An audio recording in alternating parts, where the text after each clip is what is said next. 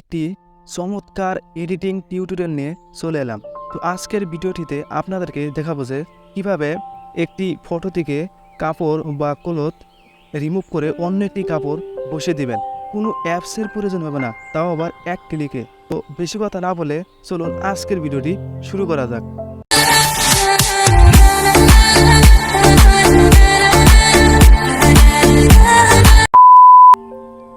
So আপনারা photo থেকে কাপড় পরিবর্তন করতে হলে আপনারা প্রথমে গুগল ক্রোম ব্রাউজারে চলে যাবেন। দেন আপনারা এখানে সার্চ করবেন ওপেন এআই। ঠিক আছে, আমি এখানে সার্চ করে নিচ্ছি ওপেন এআই। সার্চ করার পর আপনারা এই ধরনের ইন্টারফেস দেখতে পারবেন।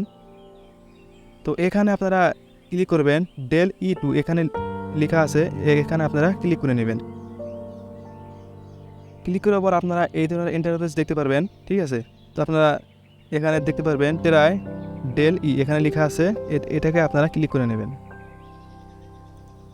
দেন আপনারা আপনাদের জিমেল অ্যাকাউন্ট দিয়ে লগ ইন করে নেবেন। ঠিক আছে, তো আমি লগ ইন করে নিচ্ছি। দেন আপনারা এই ধরনের ইন্টারফেস দেখতে পারবেন আপলোড অ্যান ইমেজ, এখানে আপনারা ক্লিক করবেন।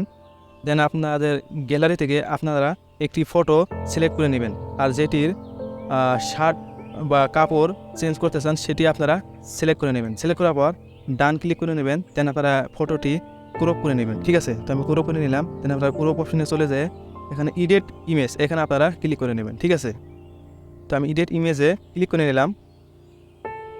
ক্লিক করার পর এই ধরনের ইন্টারফেস দেখতে পারবেন।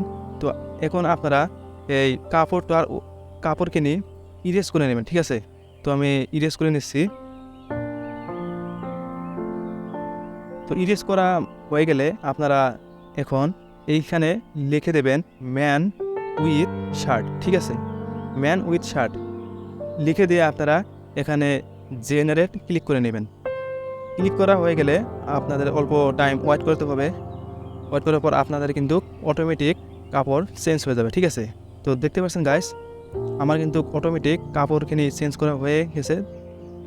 দারুণ দারুণ টি শার্ট এসে গেছে। ঠিক আছে, দেখতে পাচ্ছেন গাইস, খুব ভালো ভালো কোয়ালিটি কিন্তু কাপড় এসে গেছে। ঠিক আছে, আপনি কিন্তু এগুলোকে গ্যালারিতে সেভ করে নিতে পারেন। ঠিক আছে, তো ভিডিওটি যদি অল্প পরিমাণে আপনাদের ভালো লেগে থাকে তাহলে এই ভিডিওটি একটি লাইক দিয়ে যাবেন।